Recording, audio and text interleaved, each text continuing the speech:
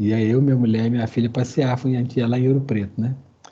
Na estrada, que se pertinho de Belo Horizonte, um carro bateu na minha traseira, rebentou meu carro todo. E eu fiquei sem passear, você acredita? Não passeei, ainda fiquei sem carro. Hoje eu estava, fui Ainda bem que tá tudo certo, prof. Não, tudo bem, então o resto a gente dá conta, né? Mas foi ruim que eu não descansei o tanto que eu queria. Mas, em compensação, no Dia das Mães eu fui almoçar na casa da minha sogra e ela fez uma comida tão boa que compensou tudo. Mas vamos lá. Prof, não tem Oi. como você botar o PDF antes? Assim, é porque eu sempre pego isso para Ah, anotar e tem. facilita tão a vida, mas demora? Não demora não. Mas eu vou fazer isso agora, então. Tem que Ah, ser fácil. obrigada.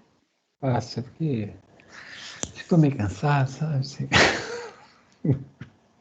Igual vocês, eu estou meio cansado. Deixa eu ver aqui, gente. Deixa eu fazer isso aqui rápido. É 1 minuto só, não tem nenhum motivo para deixar para depois, não.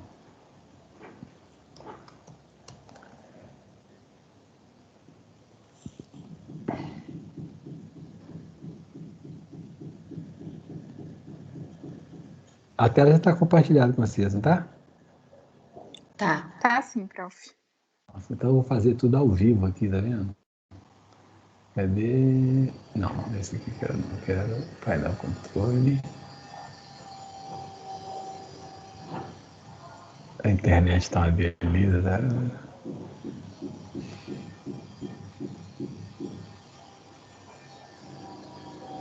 Esse aqui.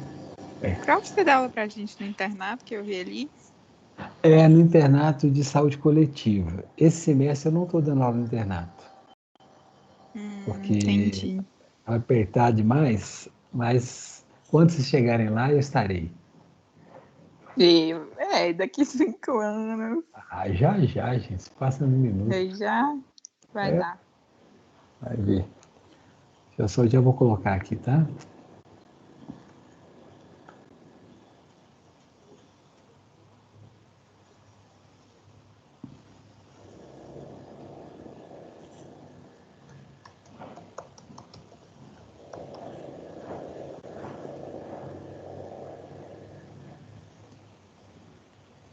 Gente, sempre lembrando, tá, gente? Olha, o que está aqui na apresentação, o que eu vou falar na aula, é o básico, assim, do esquema, tá? Do modelo de estudo experimental. É muito importante que vocês leiam no livro, tá? Porque senão não fica bom. E lembrando que vocês precisam, né, a matéria é o que está tudo que está no cronograma, não é só o que eu falo na sala. É na sala, não estamos na sala virtual, mas é uma sala. Pronto, já está no Canvas, tá? Então vamos ver aqui agora. Obrigada, prof.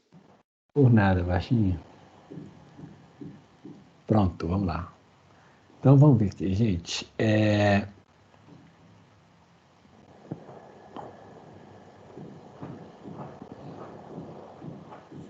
eu ver se já. Pronto. Então, vamos falar do desenho de estudo experimental, tá bom? Então, é o tipo de desenho de estudo que tem mais controle por parte do pesquisador, né? O pesquisador ele vai participar da alocação da exposição, né? Os tipos de estudo que a gente tem, né? Nós vamos ter aqui os estudos observacionais, dos quais nós já vimos o caso controle, já vimos o estudo de coorte, né? Nós vamos ver agora o ensaio clínico, que é um estudo experimental, ensaio clínico, ensaio de comunidade, e depois nós ainda vamos ver os estudos, o resto dos estudos observacionais. Vai ser o estudo ecológico e o estudo transversal. Mas como nós falamos muito ali de risco, de tudo, vamos trabalhar também aqui os estudos experimentais de uma vez, tá? Então, o estudo experimental, o que caracteriza esse estudo? É que os indivíduos são alocados, né, de modo aleatório em diferentes grupos de exposição, e o investigador, de certa forma, ele controla a exposição. Ele não pode escolher quem vai ser exposto e quem não vai ser exposto, né? De maneira discricionária, mas ele tem algum controle sobre a exposição, tá? Esse estudo também, nós vamos ver as características daqui a pouco, ele tem também uma outra coisa importante, que o estudo experimental, como se trata de uma exposição que o pesquisador controla, esse estudo ele só pode ser feito como estudos terapêuticos, né, para tratamento. Então, eu vou testar um medicamento para tratar uma doença, ou preventivos, que pode ser tratamento, pode ser um medicamento, pode ser uma técnica cirúrgica também, tá? Eu posso fazer um estudo experimental para avaliar uma técnica cirúrgica.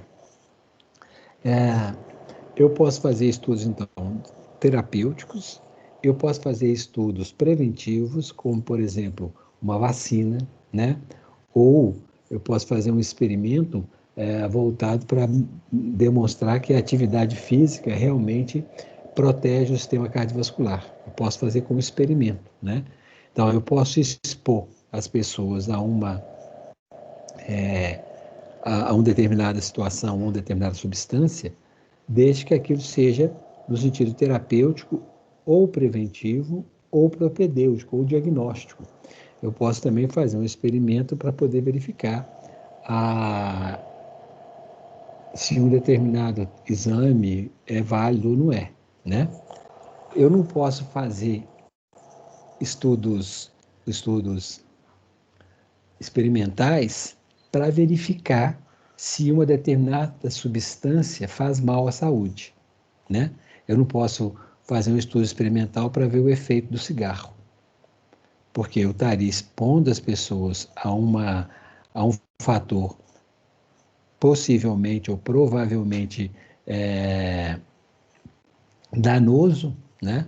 Só para eu ver se faz mal ou não faz. Então, os estudos experimentais só podem ser terapêuticos, propedêuticos ou preventivos. Eles nunca podem ser para identificar fator de risco, porque eu estaria expondo as pessoas a uma doença ou algum outro problema e que pode trazer dano. É por isso que quando nós discutimos a questão ali da eficácia da vacina, eu não posso testar a eficácia da vacina do ponto de vista de comparar, de expor as pessoas, né, para ver quem pega e quem não pega a doença, para eu testar a vacina. O meu critério de eficácia é o quanto as pessoas vacinadas, né, o quanto que a vacina reduz a possibilidade de infecção.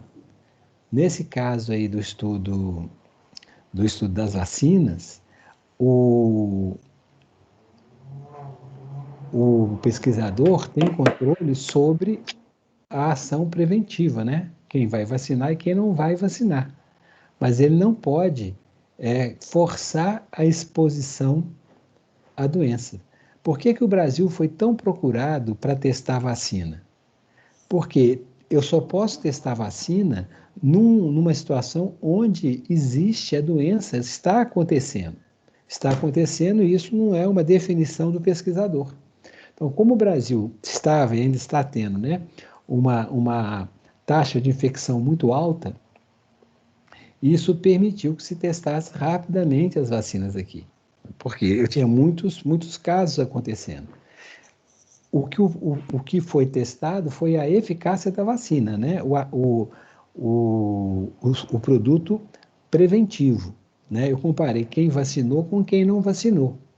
A exposição foi a exposição natural. Não foi feita nenhuma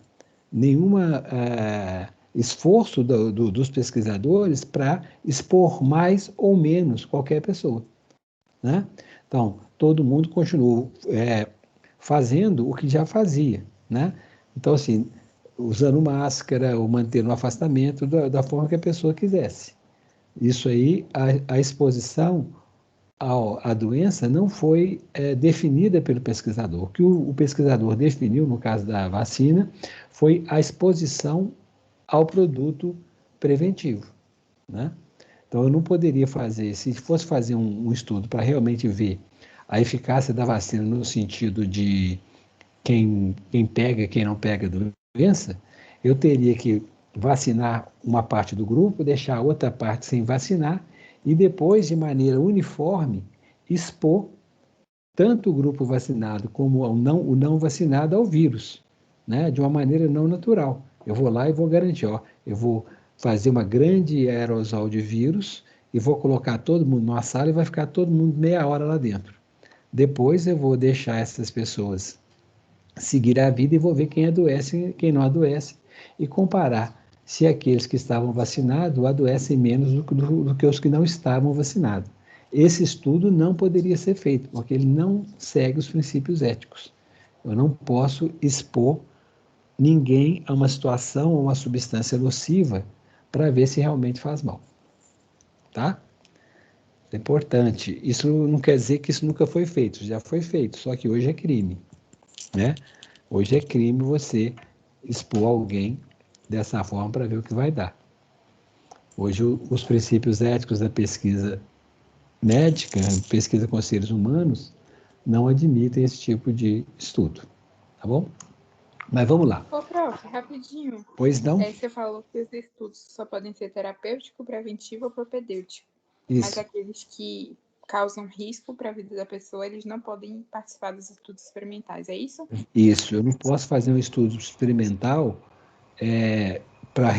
por exemplo, para ver se o cigarro dá câncer. Né? Eu vou fazer um grupo fumar, o outro não fumar, para ver se os que fumam têm mais câncer. Eu só posso fazer esse tipo de estudo como estudo observacional. Tem gente que por decisão própria fuma e gente que por decisão própria não fuma. Então, a exposição não é feita pelo investigador, né? Eu vou só verificar se aquelas que fumam têm mais câncer do que as que não fumam. Sim? Eu entendi isso, mas assim, por exemplo, a vacina, você falou que está dentro do grupo preventivo, ele faz parte do estudo experimental. Que eu vou Sim, fazer ensaio clínico randomizado, certo? Mas certo. aí depois, depois da quarta fase, normalmente, né, que eu vou observar a efetividade daquela vacina, se realmente deu certo. Mas isso É, não vai ser observacional, então entra nos dois a grupos? segunda parte, veja bem, a primeira parte é, quando a gente fala do estudo, a quarta fase não é mais um estudo randomizado, duplo cego, tá? A quarta fase é o que a gente chama de vigilância pós-comercialização. Então, depois que a vacina já foi testada, já foi verificada a eficácia dela, a gente vai querer ver como é que se a efetividade dessa vacina, ou seja, no mundo real,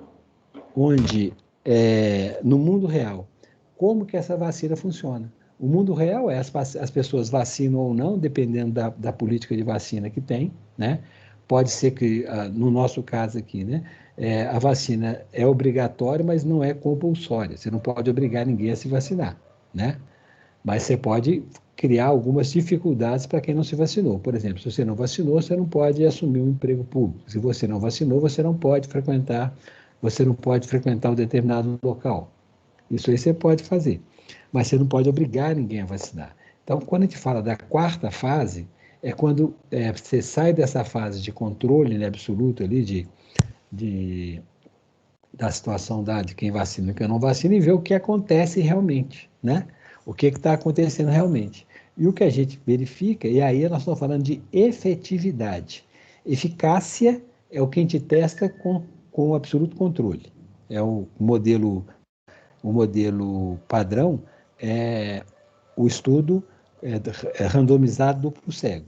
Né? Aí eu estou avaliando a eficácia da vacina ou a eficácia do tratamento. Tá?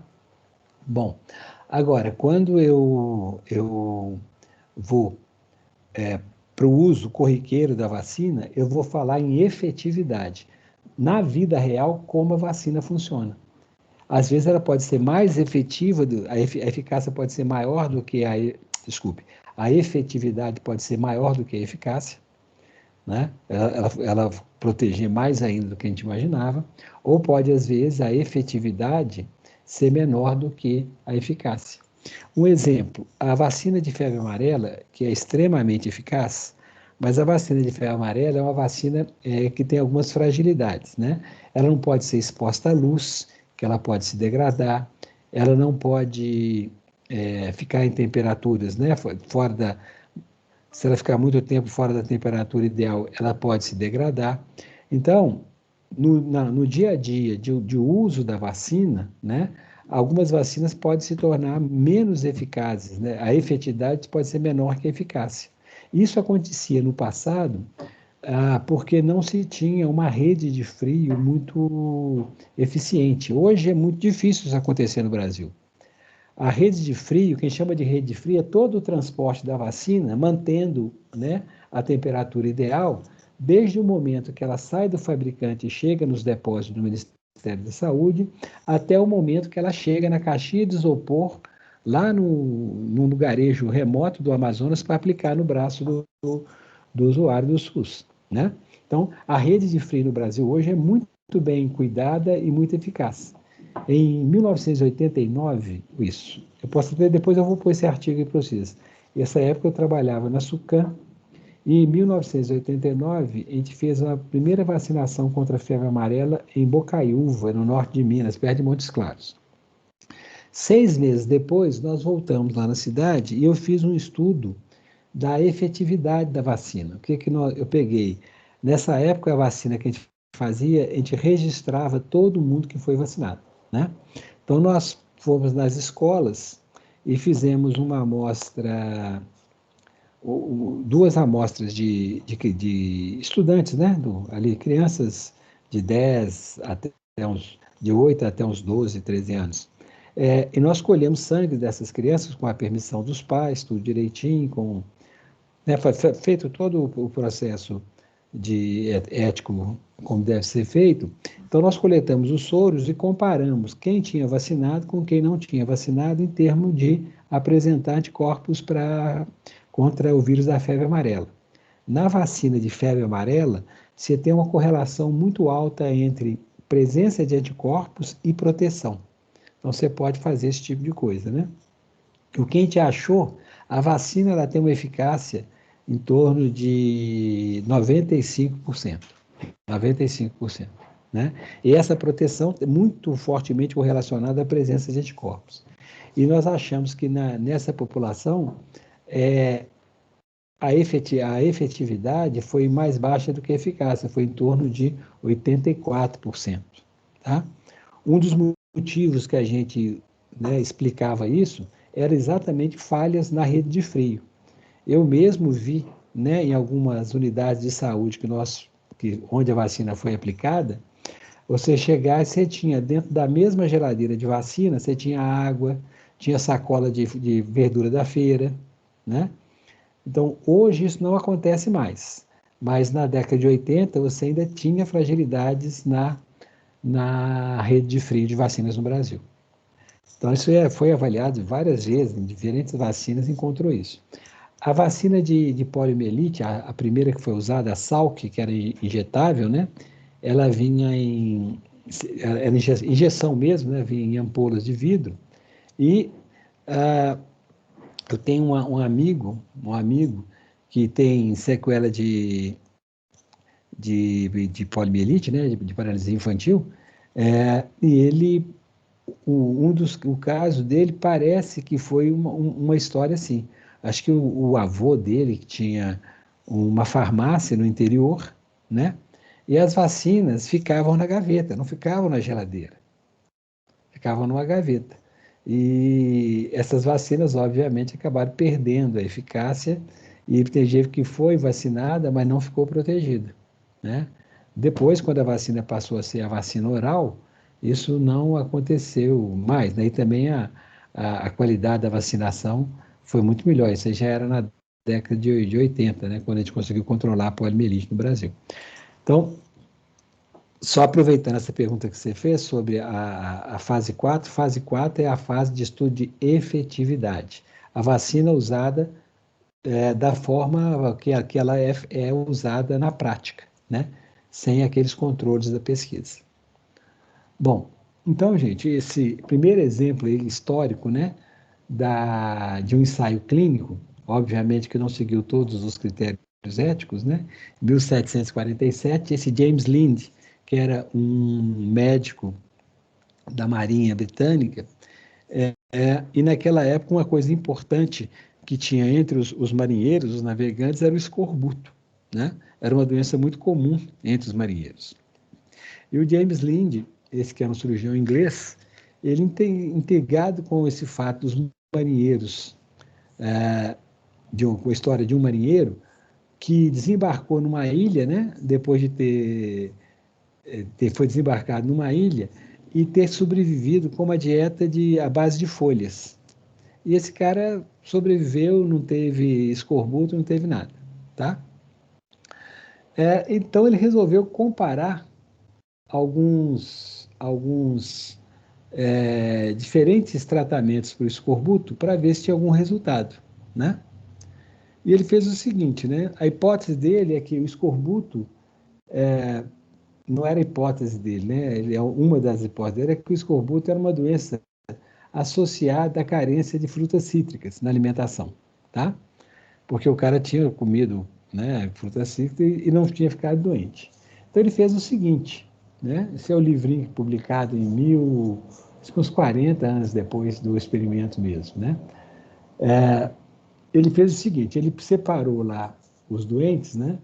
E ele fez o seguinte, 12 doentes. Para 2, ele deu uma quantidade de cidra, né? Uma bebida lá feita de maçã.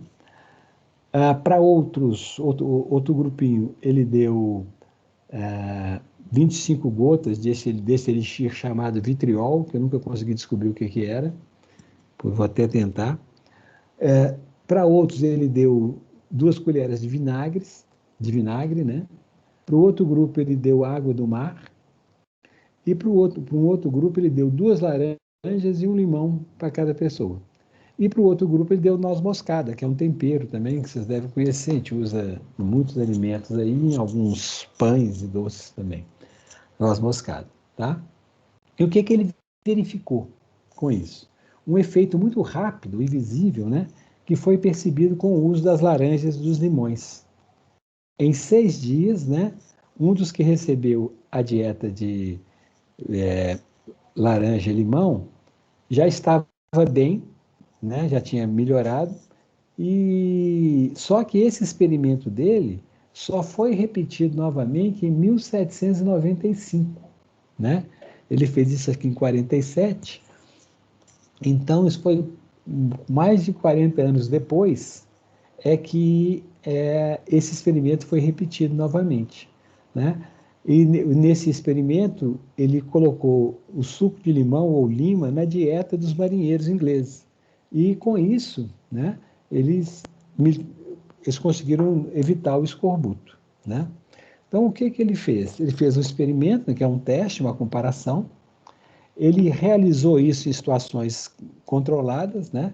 Ele separou os grupos, todos doentes, e deu diferentes tratamentos, tá? A exposição, nesse caso, uma exposição terapêutica, né? Foi feita pelo próprio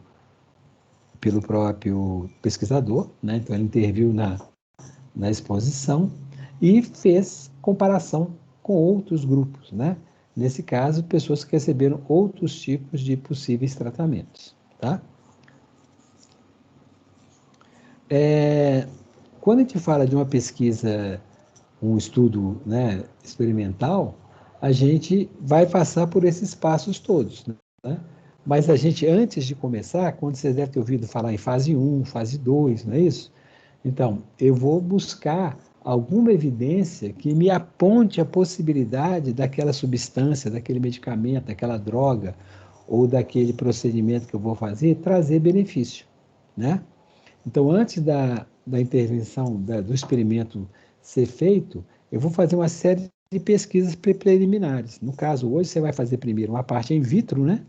Onde eu vou testar se a substância é capaz de alguma forma, modificar a ação da doença que eu estou estudando, que pode ser um vírus, pode ser uma bactéria, pode ser uma mutação genética, pode ser um câncer, por exemplo, né? E eu quero saber se aquelas células cancerosas podem ser controladas ou neutralizadas por uma substância que eu vou usar, né? Então, eu vou testar isso primeiro em cultura de célula, né? Para ver se existe alguma possibilidade da substância conseguir matar o vírus ou neutralizar, matar ou neutralizar o vírus, ou então conseguir reduzir o crescimento de células cancerosas, né? Eu vou fazer isso um experimento em laboratório. Depois eu vou passar para modelos animais, né? Que vão ser modelos que vão se aproximando cada vez mais do ser humano. Então eu posso começar com cultura de célula, depois passar para o camundongo, do camundongo eu posso passar, sei lá, para o porco, depois eu vou para um primata, né?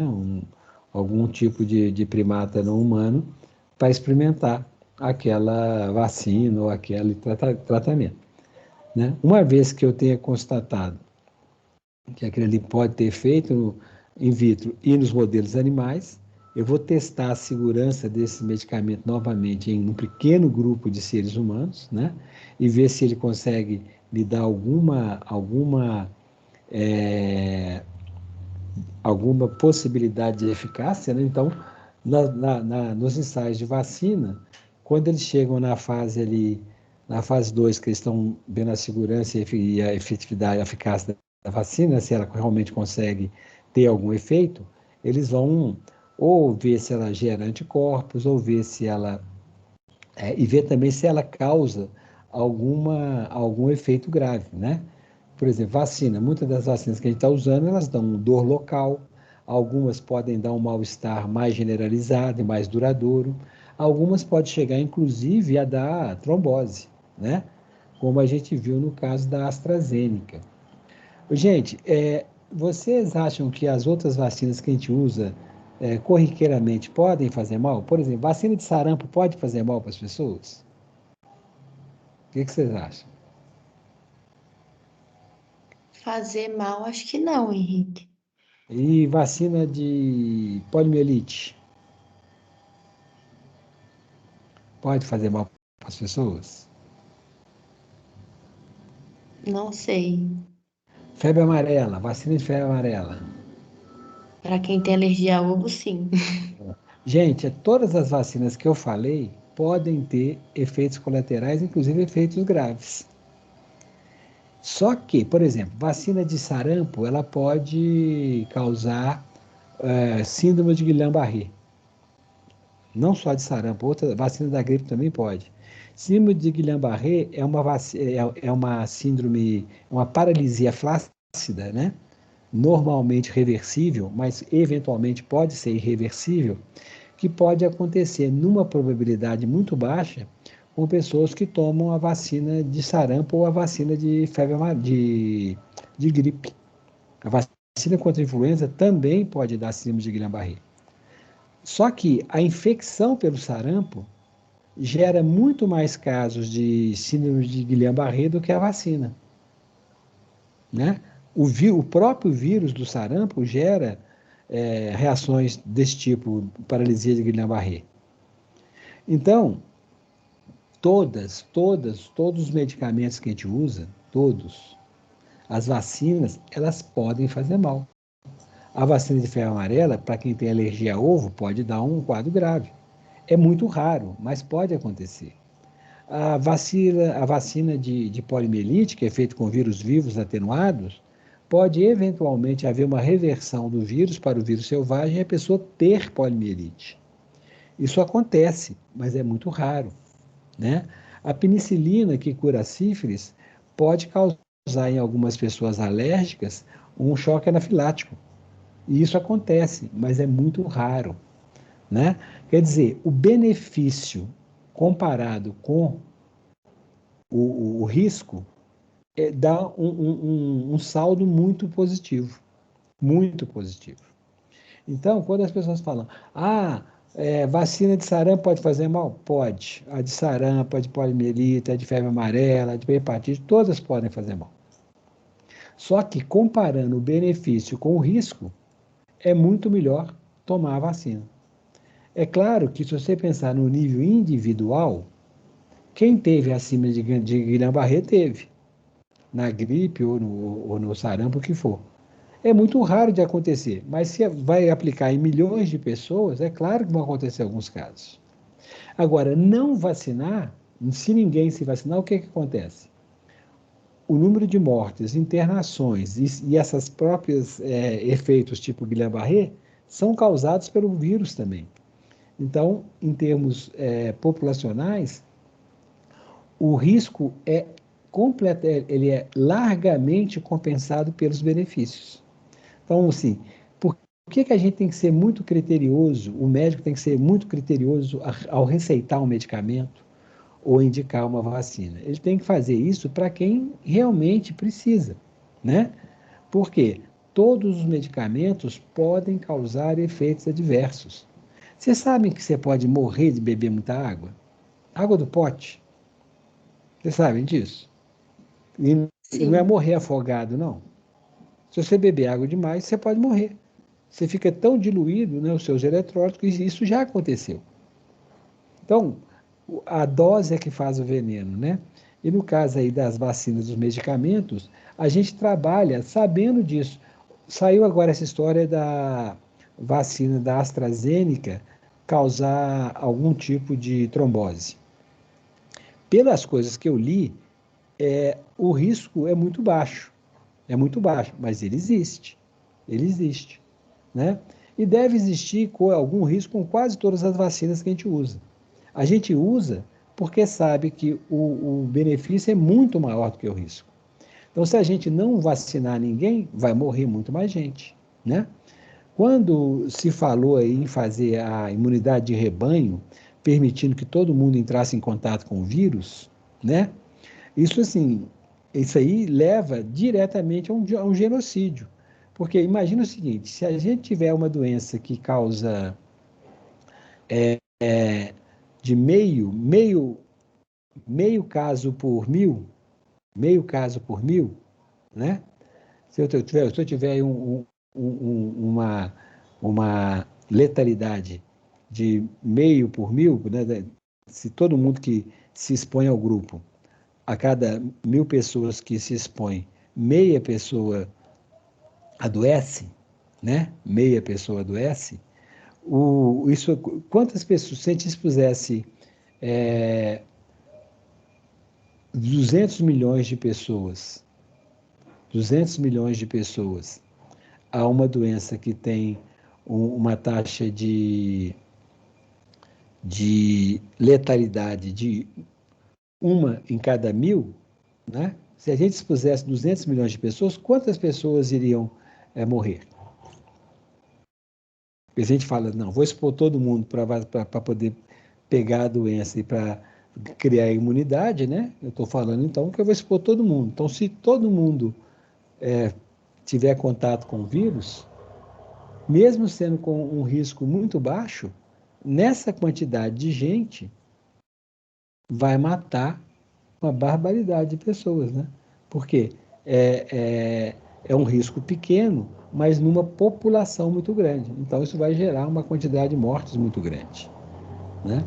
Então, quando a gente fala de efeito colateral de vacina, de remédio, a gente tem que ter certeza. Isso existe. Não existe a possibilidade de você ter alguma coisa que não tenha nenhuma possibilidade de efeito colateral. A gente usa conscientemente, sabendo que o, o benefício compensa largamente o risco. Senão a gente não usaria, né? Por que uma pessoa com câncer toma veneno? Não é? Ela toma um veneno, ela toma um tratamento, né? Uma quimioterapia que vai fazer cair o cabelo ou que vai liquidar todos os seus glóbulos brancos ou que vai ter impactos grandes na saúde dela também. Mas aquela terapia que tem riscos e tem um mal-estar terrível quando está fazendo, pode salvar a vida dela eliminando o câncer. Então, o benefício suplanta com muita folga o risco. por isso que a gente usa, né? Então, como médicos, vocês têm que se habituar com essa situação. E os medicamentos aparentemente mais inocentes, paracetamol pode atacar o fígado, é verdade, né? Eu já vi uma reação grave numa paciente pediátrica, quando eu estava no internato, que foi uma reação à aspirina, se não me engano, uma coisa assim bem corriqueira, né? Ela teve uma síndrome que ela teve assim, uma descamação do corpo quase todo, né? Acontece, é raro, mas acontece. Por isso que a gente tem que ser muito responsável com o uso de medicamento, vacinas inclusive. Mas numa situação como essa agora, nós não vamos deixar de fazer vacina de poliomielite, porque em 1 milhão, em 20 milhões, pode reverter e causar poliomielite, né? Nós não vamos fazer isso. Por quê? Quem viveu a época que poliomielite era uma doença extremamente comum, como eu vivi, né, que você via pela quantidade de crianças com sequelas de poliomielite, não tem dúvida de qual que é o melhor caminho. O risco de ter a doença pela vacina é muito menor do que ter a doença pela transmissão natural. Por isso que vale a pena. Não é porque é inócuo, é porque o benefício é maior do que o risco. Por isso que a gente usa, mas com consciência disso. Bom, voltando aqui. Oi. É uma coisinha. Quando você fala assim sobre os benefícios terem que ser maior que os superar os malefícios, assim, a maioria das pessoas às vezes não pensa dessa forma, né? Assim, porque, por exemplo, nessa questão do Covid, eu quero. Tem gente que tá querendo escolher a vacina. Nem entendo isso quanto à vacina, mas assim, é mais eficaz. Eu quero a Pfizer porque ela tem uma efetividade maior. Mas eu fui pesquisar sobre isso e aí disseram que, assim, no caso da vacina do Covid, assim, não importa a gente dizer que uma tem 80%, a outra tem 50%, porque são estudos clínicos diferentes, então isso vai influenciar também? Sim, sim. São estudos clínicos diferentes, feitos em populações diferentes. Além disso, tem outra coisa, gente. O que realmente vai segurar a pandemia não é a questão de você ter tomado a vacina A ou a vacina B. O que vai realmente segurar é a imunidade de rebanho. Só que a imunidade de rebanho só é criada com a vacina, ela não é criada pela exposição. Porque senão, por que nunca acabou olha só, a varíola está aí, né, há séculos e séculos, não é? Por que a varíola não desapareceu pela imunidade de rebanho? Por que ela só desapareceu com a vacina? Né? Por que a poliomielite, que também é antiga, por que ela não desapareceu só com a imunidade de rebanho? Ela só desapareceu com a vacina. Não é isso? E assim foi o sarampo. Sarampo, gente, perdurou anos e anos e anos e anos e anos matando crianças. E só foi contido com a vacina. Porque a vacina, ela te permite conseguir um nível de imunidade tão alto que torna-se impossível, virtualmente impossível, que uma pessoa infectada encontre com uma pessoa susceptível. Você pode até ter gente porque é imunologicamente incompetente ou que não quis vacinar. Você pode até ter uma pessoa que está nessa situação, não tem defesa. Mas a probabilidade dessa pessoa sem defesa encontrar uma pessoa doente, uma pessoa infectada, é muito pequena. Porque está quase todo mundo cercado por um tanto de gente que está imune. É isso que é a imunidade coletiva. E eu só consigo chegar nisso fazendo a vacinação universal. Né? Por exemplo, no caso do sarampo, para você obter a imunidade de rebanho no sarampo, o sarampo, gente, ele tem uma transmissibilidade, se não me engano, varia começa assim, de 14, cada caso gera pelo menos novos 14 casos. Cada pessoa doente de sarampo, ela infecta pelo menos outras 14 pessoas, tá? Nós estamos falando da Covid, que dependendo da situação, ela chega em 1 para 2, 1 para 3, chegou em alguns momentos, né? Cada pessoa que tem a doença infectar 3 outras pessoas. O sarampo é 14 para cima, né? Por que nós conseguimos controlar o sarampo? Com a vacina. Que o que acontecia com o sarampo? Você tinha uma epidemia, pegava aquele monte de criança que estava sem imunidade, né? Aquilo durava, aí parava, passava. Daqui a 2 anos, o vírus continuava circulando endemicamente. Aí passava 2 anos, você já acumulou um punhado de pessoas susceptíveis de novo, aí você tinha uma grande epidemia. Só parou de ter epidemia de sarampo com a vacinação. Para você conseguir fazer a imunidade de rebanho do sarampo, você tem que vacinar 95% da população. A sua população-alvo, a nossa que é em crianças, né, que os adultos já tiveram, contato tudo, é de 95%. Você só obtém imunidade coletiva do sarampo com 95% das pessoas vacinadas. E esse 95% tem que ser homogêneo. Porque se eu tiver qualquer lugar que tem um bolsão de pessoas com menos cobertura vacinal, ali naquele bolsão pode acontecer um surto. Então, a imunidade de rebanho, ou imunidade coletiva, a gente obtém por vacina e não por exposição. Por exposição nunca deu certo. Não deu certo com a polio, não deu certo com a varíola, não deu certo com o sarampo. E nós estamos falando de doenças transmissíveis de uma pessoa para outra, né? Então é isso, é isso.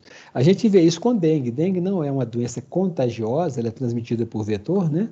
Mas a gente vê isso com dengue. O dengue vem acontecendo aqui na nossa região metropolitana de Belo Horizonte, mais ou menos a cada 3 anos. Nós tivemos uma grande epidemia em 2013, nós tivemos outra grande epidemia, maior que a de 2013, em 2016, nós tivemos uma outra grande epidemia em 2019, maior que a de 2016. E eu acompanhei as 3.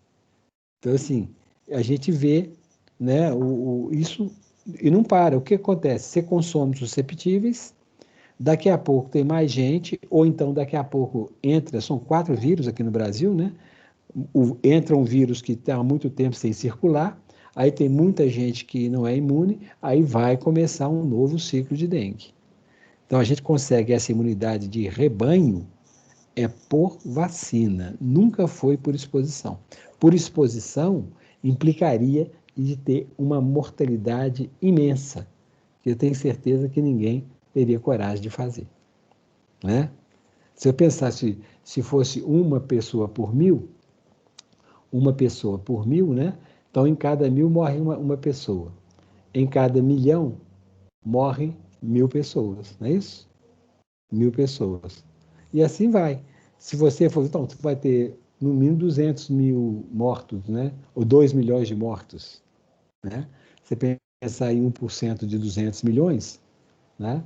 1% de 200 milhões vão ser 2 milhões. Você toparia ter 2 milhões de mortos?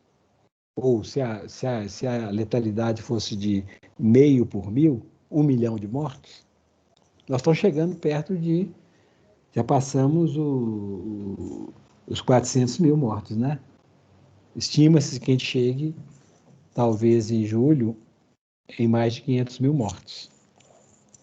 Então, o que a gente vai resolver com a vacina? O que protege é você ter uma grande parte da população vacinada. Aqui no Hospital das Clínicas da UFMG tem um caso, acho que foram 6 residentes que já estavam imunizados, né? E que pegaram Covid. Por quê? A imunidade individual, se você pensar só na imunidade individual, se você tem uma exposição intensa, você tem o risco de pegar de novo, né? Agora, se está a população inteira vacinada, aí você está protegido pela imunidade coletiva.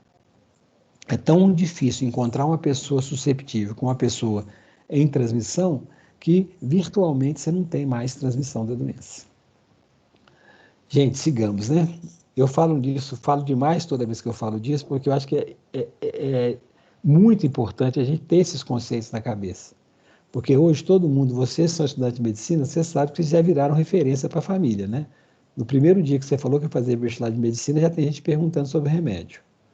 Então, agora que vocês estão no curso, é importante que vocês, principalmente nessa questão agora de pandemia Então, leiam sobre isso, perguntem sobre isso, se informem sobre isso, e vocês têm um papel educativo também, dentro das famílias, entre os amigos, e que é importante ser exercido, tá? Vamos lá, gente. Então, o estudo experimental é feito, né, numa condição de controle. Eu vou, então, fazer uma observação controlada, né? Exposição de um grupo a uma intervenção introduzida pelo pesquisador, com o controle de todos os procedimentos da pesquisa. Então, antes da pesquisa, né, chegar nessa parte de teste mesmo, eu já fiz aqueles estudos preliminares, até eu chegar no momento onde eu vou realmente testar em seres humanos, né, numa situação perto da realidade, aquele medicamento, aquela vacina. Nesse caso, eu estou testando um medicamento, né, que deve reduzir a chance de adoecimento e não deve gerar efeitos adversos importantes. E quando esses ocorrerem, deverão ser bem inferiores aos benefícios. Tá? Então, é sempre comparativo. A quimioterapia, em comparação ao câncer sem tratamento, ela tem uma grande vantagem. Né? Como eu já tinha dito, esses estudos podem ser preventivos, terapêuticos ou diagnósticos. Eles nunca podem ser para eu identificar fatores de risco. Os preventivos vão avaliar eficácia e efetividade de vacinas, né, de intervenções nutricionais, por exemplo, ou educativos. Eu posso fazer um programa, né, de prevenção de infecção por sífilis, baseado em formação e educação para uso, sempre usar preservativo nas relações sexuais, né, não compartilhar agulhas, essas coisas são informações educativas que podem prevenir uma série de doenças. Quando a gente também aprende a usar máscara, não ficar sem máscara perto de outras pessoas, né? Evitar o contato direto, higienizar as mãos com frequência, isso tudo são intervenções educativas de prevenção da Covid e de outras doenças de transmissão respiratória. Né? Os terapêuticos são aqueles que vão avaliar drogas ou outros tipos de tratamento, e os diagnósticos que vão avaliar testes diagnósticos ou tecnologias, né, de diagnóstico também. Os tipos básicos desses estudos são os ensaios clínicos, população de estudos são populações doentes, né? Os ensaios clínicos. O objetivo é testar medicamentos para doenças específicas. Os ensaios comunitários, né? Onde eu faço isso em populações sadias, por exemplo, para estudos preventivos, né? Por exemplo, teste de eficácia de vacina, é um ensaio comunitário. Em alguns livros, vocês vão encontrar que o termo ensaio clínico randomizado duplo cego, ele é correto para medicamentos, né? Para vacinas, eu devo falar ensaio de comunidade. Mas, na verdade, o que a gente ouve no dia a dia, e alguns livros também colocam, e algumas publicações de periódicos também colocam, eles chamam tudo de ensaio clínico randomizado para vacina, para medicamento. Então, já está mais ou menos validado que esse nome pode ser usado para as duas coisas, ensaio clínico randomizado duplo cego. Então, o ensaio comunitário é o que eu faria numa população, tá? São ensaios, geralmente, né, com populações numerosas e tempo de segmento mais longo, né? Um exemplo interessante é os ensaios que levaram à fluoretação da água, né? Eu vou só fechar a câmera aqui para eu poder tirar minha blusa, que eu estou morrendo de calor.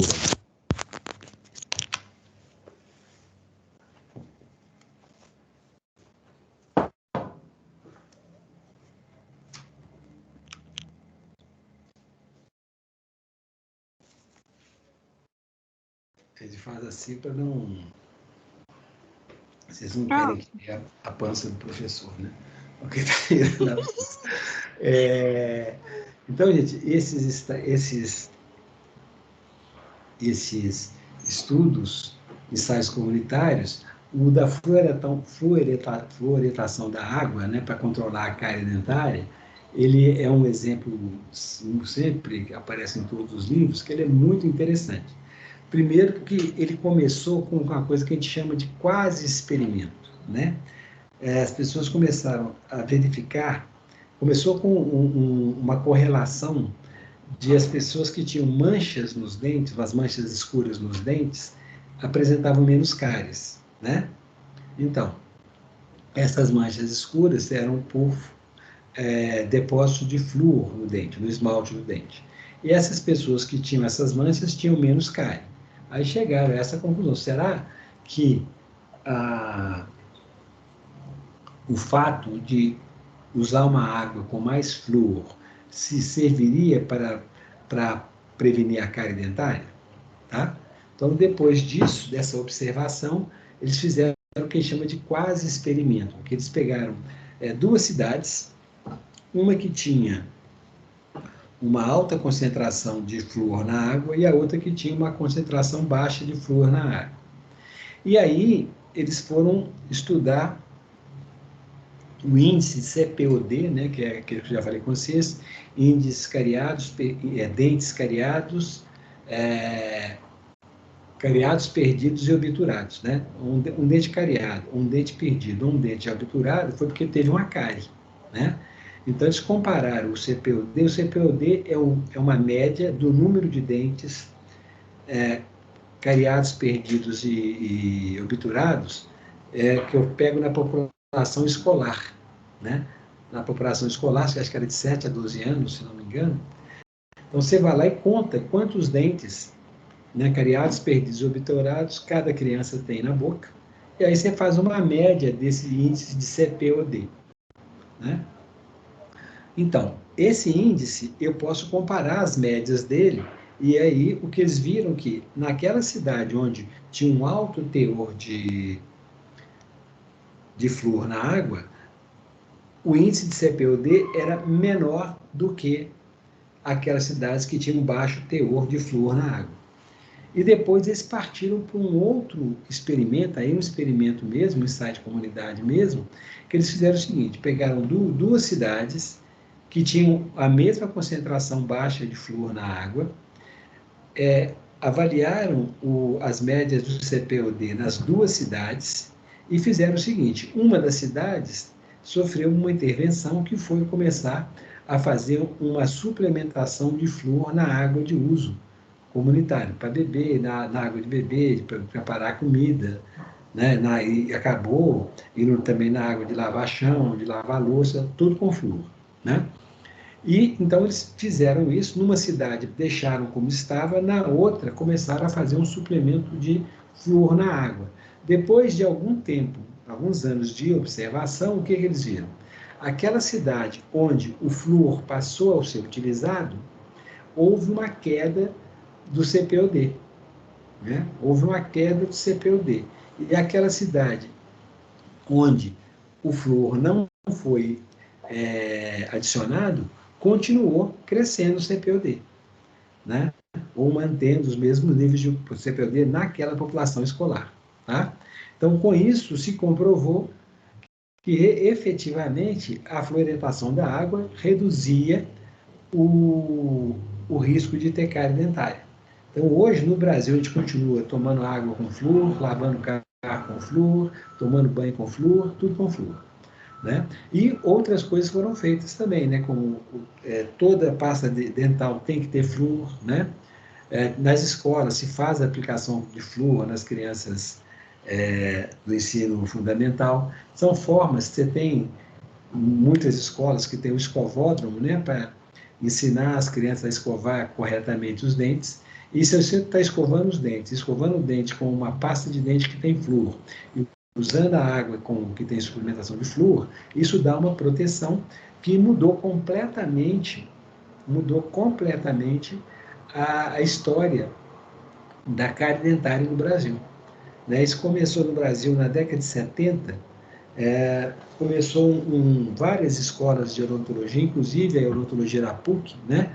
A odontologia da PUC ela foi muito pioneira no que a gente chamava de odontologia social, né? De preocupar mais com as questões populacionais, comunitárias, do que com o tratamento do dente ali. E na época eles fizeram o que eles chamaram de inversão de cuidado, né? Ao invés de investir muito nos tratamentos complexos de obturação, peças e tratamento de canal, eles inverteram aquilo, foram concentrar o máximo de esforço na prevenção, trabalhando nas escolas, trabalhando com essa ideia do treinamento de escovação. Então, com isso, em pouco tempo, a cárie dentária deixou de ser um problema sério no Brasil. Né? Deixou de ser um problema sério. Na minha geração, o dentista era um inferno, né? Primeiro que os instrumentos eram... O motor do dentista era uma coisa torturante, não tinha aquele motor de alta rotação, era só um motor assim, devagarinho, que doía para danar. Minha família mesmo tinha um dentista que tratava o dente da família inteira, que era um horror, ninguém queria passar a perder. Né? A extração era o procedimento que mais se realizava. Era comum as pessoas, né, com muitos dentes estragados, ir no dentista e arrancar todos os dentes e fazer uma dentadura. Né? Isso era muito comum. Né? Hoje, você tem uma prevalência, uma incidência e prevalência de cárie muito menor, né? E as pessoas têm uma dentição muito mais saudável, que também é muito bom. Isso tem a ver com alimentação, tem a ver com a autoestima também, né? Tem um sorriso inteiro, né? Isso tudo aí é importante para as pessoas, tanto do ponto de vista fisiológico, como do ponto de vista social também, né?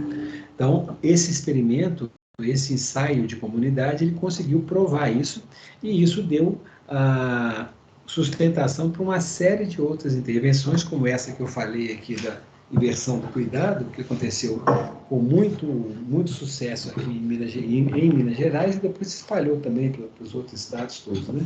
Então, hoje você tem uma incidência de cárie muito mais baixa. Isso foi fruto de um ensaio de comunidade. Né? Já tem outros ensaios, por exemplo, para avaliar a efetividade da vacina de tuberculose, a BCG, né? Que é uma vacina também que está no nosso calendário de vacina, é obrigatória, e que também foi avaliada nesse tipo de estudo de comunidade. Bom, o delineamento básico do estudo do ensaio clínico, né, é uma população de pessoas doentes, pensando no estudo terapêutico, né, que é o mais comum, uma população de pessoas doentes, tá? Dessa população de pessoas doentes, eu vou randomizar os grupos de tratamento e o grupo placebo. O que é randomizar, gente? Randomização é eu fazer um sorteio aleatório.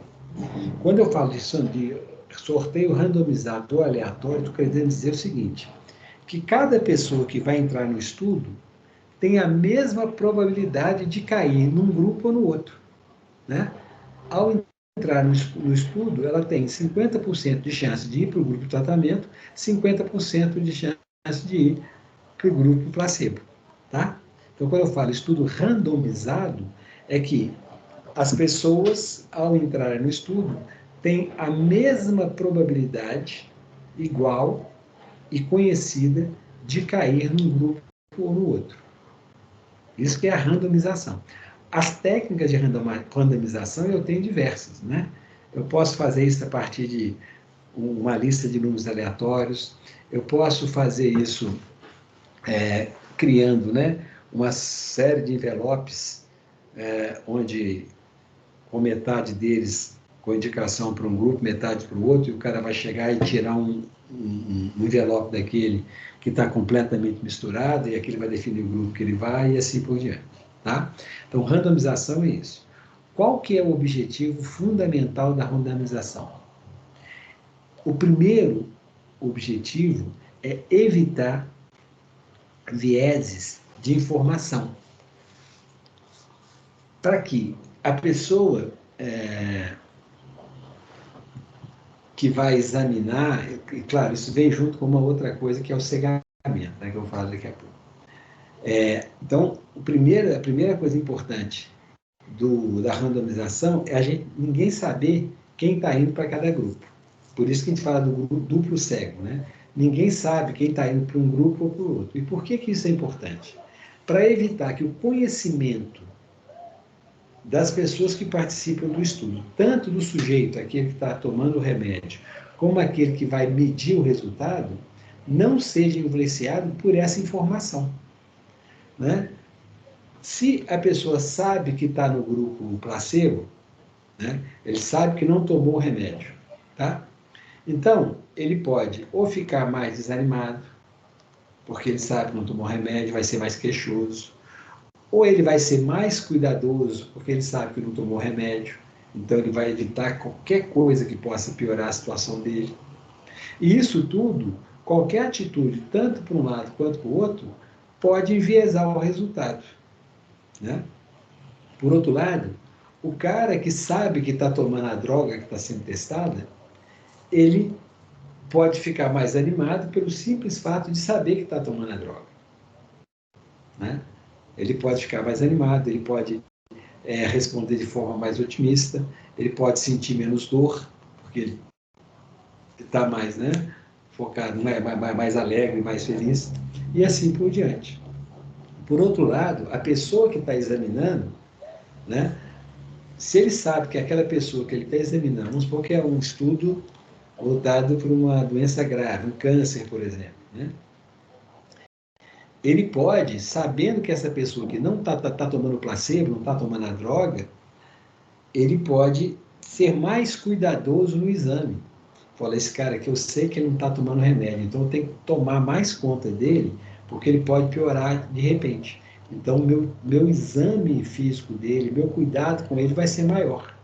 E isso pode também enviesar, porque se eu trato as pessoas, né, se eu examino de forma diferente quem tomou o medicamento A e quem tomou o placebo, eu posso estar influenciando os resultados do estudo, né? Então, por isso que é randomizado e duplo cego. Duplo cego no sentido de que quem está fazendo as medidas, quem está avaliando os desfechos, não sabe quem tomou qual droga. Da mesma forma que quem tomou o medicamento também não sabe qual droga que tomou, né? Para evitar que haja uma influência, do que a gente chama de efeito placebo, né? Só porque eu tomei o remédio, eu já estou achando que estou melhor, porque eu estou achando que eu estou tomando a droga que está sendo testada, tá? Bom, além disso, a randomização, ela pode também, não obrigatoriamente, nem é esse o principal objetivo, ela pode tornar os grupos mais comparáveis também, né? Então, eu estou imaginando, se eu fizer uma alocação aleatória, né? Uma alocação aleatória, pode ser que, por exemplo, se aqui eu tenho 20% de homens e 40% de mulheres, tá? Eu espero que na minha alocação aleatória, cada grupo repita a mesma proporção. 20% de homens e 80% de mulheres, e aqui também 20% de homens e 80% de mulheres. Os grupos serem comparáveis em todas as outras características dos grupos. Então, se eu tenho X proporção de homens num grupo, eu vou ter a mesma proporção no outro. Se eu tenho X proporção de pessoas negras, eu vou ter a mesma proporção de pessoas negras no outro. Isso também ajuda na comparabilidade, né? É claro que se tiver alguma diferença, isso não destrói o estudo. A gente tem técnicas estatísticas para fazer o ajustamento do efeito, por exemplo, de ter uma maior proporção de homens num grupo do que no outro. Mas quando eu faço a alocação randomizada, a tendência é que os grupos sejam homogêneos em tudo, exceto no medicamento que está tomando, né? Porque como todo mundo tem a mesma probabilidade igual e conhecida de ir para esse grupo ou para esse grupo, a gente espera que no final a distribuição das características dos indivíduos, as conhecidas e até as desconhecidas, estejam próximas nos dois grupos, né? Então, população randomizada, duplo cego, e aí no final, o que eu vou ver? Os desfechos. O desfecho aqui pode ser melhorou ou não melhorou, né? Não melhorou, melhorou, não melhorou, melhorou. Eu vou comparar, então, depois dos desfechos estabelecidos, eu vou comparar para ver se a proporção de melhora entre os que tomaram o tratamento é maior do que entre os que tomaram o placebo, né? Pode ser melhora, cura, aumento de sobrevida, o desfecho que eu estiver utilizando. Eu vou comparar e ver se tem diferença estatisticamente de cura entre os que tomaram a droga que eu estava testando e entre os que tomaram o placebo. Gente, quando a gente usa placebo, quer dizer, quando a gente usa uma droga que não tem nenhuma ação sobre a doença ou sobre a prevenção que eu estou querendo fazer, eu faço isso quando eu não tenho uma medicação ou uma vacina alternativa, tá? Então, se eu tivesse, para aquelas doenças que eu já tenho um tratamento que é eficaz, né? Dependendo da gravidade da doença, eu não posso usar placebo, eu vou usar o tratamento corriqueiro, aquele que já está em uso, né? Eu não posso, tendo uma droga que é capaz de ter um impacto sobre o câncer, eu deixar a pessoa sem tratamento para poder ver se a outra droga, se a droga reduz o câncer, né? Então, eu não posso deixar, eu só posso usar o placebo quando não existe nenhum tratamento. Aí eu posso usar placebo, é o caso das vacinas, né? Tem alguma vacina para Covid? Não, não tem nenhuma. Então eu vou fazer o teste da vacina de Covid contra a vacina, a não vacina, o placebo. Em outras situações, eu posso fazer esse teste contra uma outra vacina. Então, vamos ver aqui, ó. Eu vou, em vez de usar o placebo, eu vou usar a vacina que eu estou testando e nas pessoas que não tiverem no grupo de teste, de teste da vacina mesmo, eu vou dar uma outra vacina, vou dar uma vacina que vai aparecer, né, com a mesma cor, com a mesma dosagem, né, e que vai ser aplicada nas pessoas que estão sorteadas como controle, né. Eu posso fazer isso também, eu vou usar uma outra substância para uma outra vacina, para uma outra doença que eu acho que não tem a ver com a minha vacina. Eu posso fazer isso. Por que é importante fazer isso? Porque se eu não fizer nada com a pessoa que está no grupo placebo, ela vai saber de cara, né, que ela está tomando o placebo. E todo mundo que vai examinar também vai saber. Por isso que se faz essa pantomima de dar como se estivesse aplicando também alguma coisa, para poder garantir o cegamento do estudo, né? Que é randomizado, duplo cego, tá? E eu vou comparar isso. Esse estudo, como ele é muito controlado, a minha análise final é muito simples. Eu só comparo diretamente os resultados, né? Num estudo observacional, onde eu não tenho esse controle da formação dos grupos, que, por exemplo, quem fuma e quem não fuma, a diferença não é só no fumar, né? A pessoa que não fuma também, às vezes, ela é mais cuidadosa com a saúde, ela tem uma alimentação mais saudável também, ela faz mais exercício, né? Então, se eu penso em termos de câncer e em termos de doença cardiovascular, o não fumar é importante para reduzir a doença cardiovascular. Agora, o fazer atividade também a alimentação saudável também a atividade física também né? Então, os grupos, eles podem ser, no estudo observacional, podem ser muito desiguais. Aí eu tenho que ter um trabalho na análise muito maior, porque eu tenho que separar os efeitos, existem técnicas estatísticas para isso, eu vou separar os efeitos das diferentes exposições, né? A do cigarro, a da alimentação e a da atividade física. Então, eu tenho uma análise mais complexa. No estudo experimental, onde eu tenho muito controle, a minha análise final é mais simples, porque eu não tenho variáveis intervenientes, né? A distribuição por sexo é igual, a distribuição por raça é igual, a distribuição por escolaridade é igual.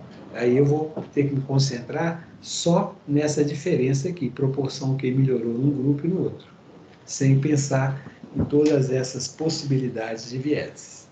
Até aí fomos bem, gente? Legal. Você está me ouvindo? fica dormindo na minha aula, não. Eu estou conversando com vocês, vocês conversam comigo.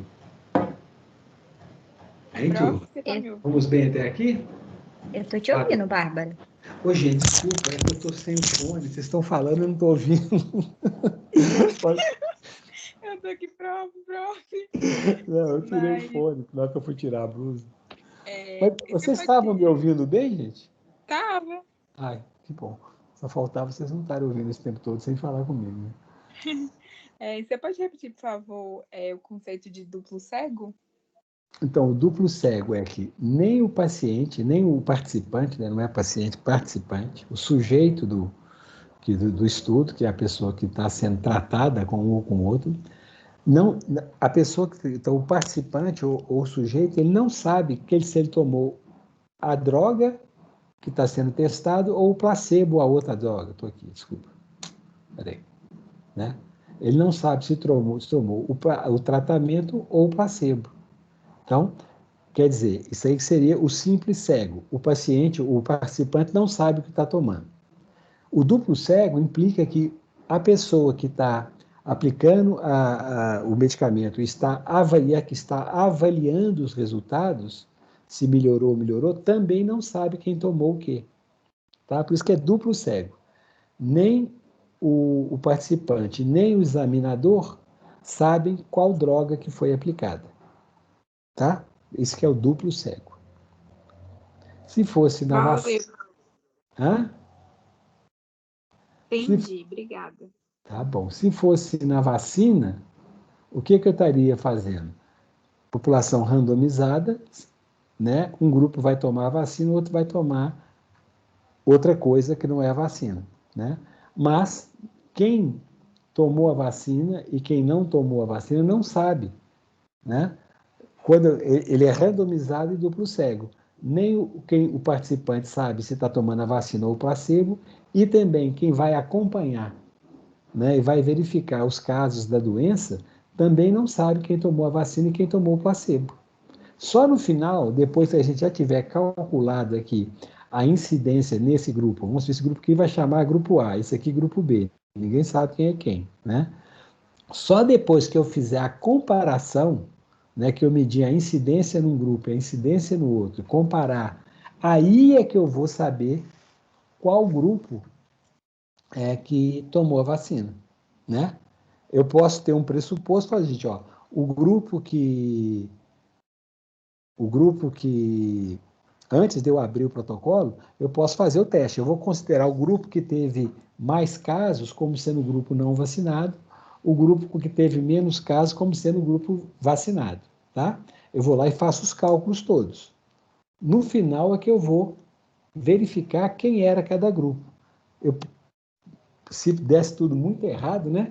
Eu podia chegar no final e falar, ó, quem teve mais casos foi o grupo vacinado, não foi o não vacinado, né? Porque a gente só vai saber isso depois do resultado pronto. No estudo de medicamento bem feito, todos esses cálculos são feitos, né? Medicamento A comparado com o medicamento B, e eu vejo que o medicamento A teve um resultado melhor do que o medicamento B. Mas eu só vou saber quem era o medicamento A e o medicamento B na hora que está tudo pronto já. Aí que eu vou ver. Pode ser que o grupo que teve o melhor resultado seja aquele medicamento que já existia, né? E o outro foi melhor do que ele. Falou, ó, esse medicamento novo, ele também é eficaz, mas o antigo é mais eficaz ainda, né? Isso quer dizer que esse medicamento novo não será usado? Não, ele pode ser usado, porque às vezes ele pode ter uma eficácia próxima ou um pouco menor, mas pode ser melhor tolerado, pode ser aplicado numa população mais ampla, né? Pode ser que o medicamento que é mais eficaz, ele funcione só na população a partir de uma certa idade. Nos mais jovens ele não faz diferença, então eu vou aplicar aquele medicamento novo nos mais jovens e assim por diante, né?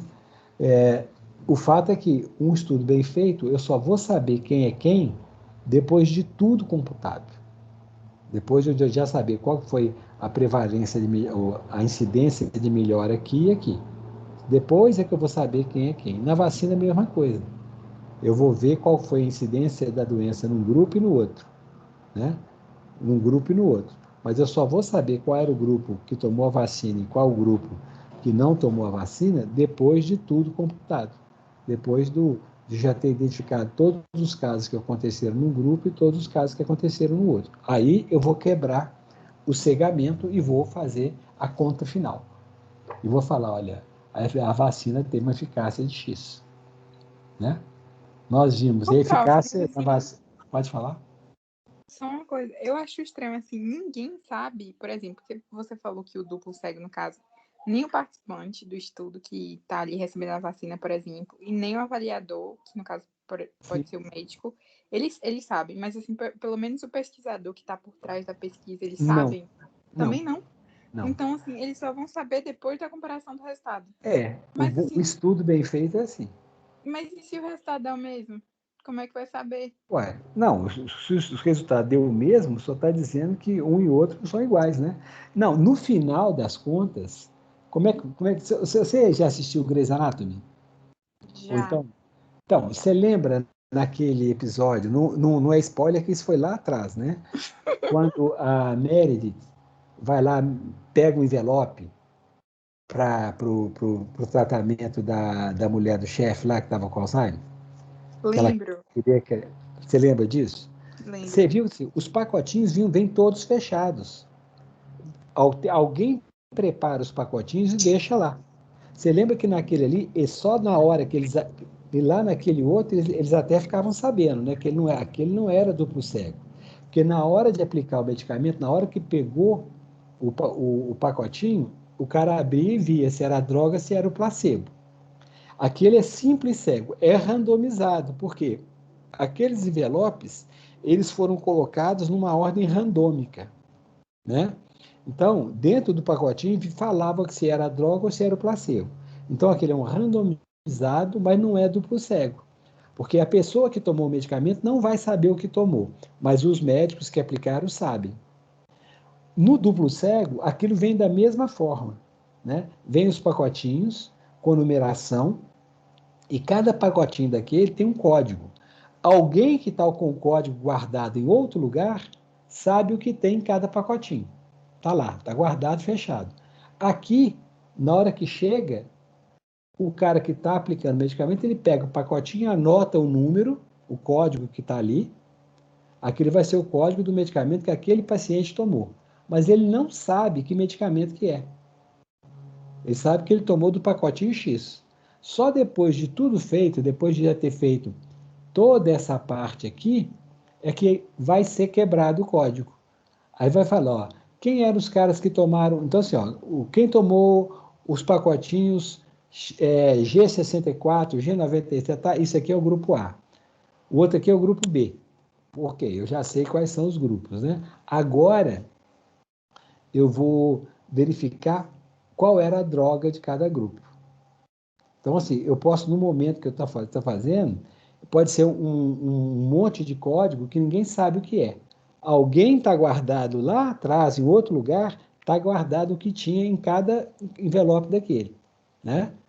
Então, na hora que Agora vai... fez sentido, pronto. E aí Tem eles vão alguém fazer. por trás lá que sabe. Sim, mas o cara que sabe lá o que tem no pacote, ele não sabe quem tomou, entendeu? Isso só vai juntar no final. Isso só junta no final. E é assim por Beleza, quê? pronto. Porque senão isso influencia a atitude das pessoas. Aí você quebra. Se você assistiu House também, você lembra do problema que foi a 13, né? Quando como é que chama? O Foreman, né? Ele, namorado da 13, ele deu um jeito de colocar ela no estudo lá, né? Para tomar a droga nova, então ele acabou atrapalhando o estudo todo. Então, gente, nossa, já são 5 horas da tarde, nós vamos parar daqui a pouquinho. Estudos experimentais são estudos prospectivos, eles vão, né, da exposição para o evento. O segmento dos participantes é feito ao longo do tempo, então eu tenho direitinho a sequência temporal, tá? As comparações das ocorrências de evento em pelo menos 2 grupos tem que ser comparados, né? O grupo controle e o grupo tratamento, mesmo a gente não sabendo quem é quem, né? No caso da vacina, quem recebeu a vacina ou não, ou quem recebeu o placebo, ou outra intervenção, né, de efeito já conhecido ou não recebeu nenhuma intervenção. Não é um estudo observacional, porque a intervenção é aplicada pelo pesquisador, mesmo que ele não saiba o que está sendo aplicado. Tá?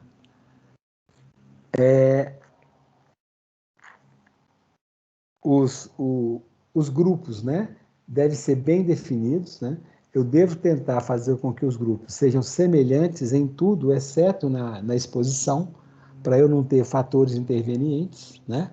Se eles têm idade muito diferente, sexo diferente, raça diferente num grupo e outro, em proporções muito diferentes, eu vou ter que me haver com todos esses possíveis fatores de confusão ou de vieses dentro do estudo, né? Os problemas que tem nisso, né? Eu posso tentar, às vezes, no estudo experimental, trabalhar com o que a gente chama de controle histórico, é eu comparar o tratamento hoje com o tratamento antigo. Mas o problema é que o tratamento antigo, o diagnóstico podia ser diferente, né? A forma de acompanhamento podia ser diferente. Então, eu trago muitos vieses. Isso é muito difícil de dar certo. Posso até fazer como um teste inicial, mas não dá para eu bancar um ensaio clínico com tratamento, com controle histórico. Tá? Vamos ver o que mais aqui. Depois nós vamos falar disso aqui, não tem muita coisa, depois a gente fala disso. Amanhã a gente fala desse resto aqui do estudo experimental. Tá bom, gente? Se vocês puderem dar uma olhada no material que eu já deixei na aula e dar uma olhada no livro, isso vai ajudar a gente para a aula de amanhã, para vocês entenderem melhor e a aula ficar mais dinâmica, porque vocês vão chegar cheio de pergunta, cheio de dúvida e vão me pôr em aperto. Eu vou ter que estudar também, tá vendo? Então, vocês tratem de estudar que eu vou estudar. Oi. O artigo que você falou de imunidade de rebanho, eu procurei e não achei aqui, não. É um textinho pequenininho, gente. Tá aí sim, tá não? Deixa eu ver se não tá. Tem aqui eficácia Coronavac e paradoxo de prevenção e Covid-19. É o paradoxo da prevenção que fala um pouquinho sobre... Esse da paradoxo de prevenção que fala um pouco da imunidade coletiva. Tá lá, é um parágrafozinho. Tá bom? Vai ler para amanhã. Então tá, gente. Até amanhã, então. E eu vou entrar na hora certinha, sem atraso. Desculpem. Tchau, professor. Obrigada. Tchau, gente. Eu vou correr para minha fisioterapia agora.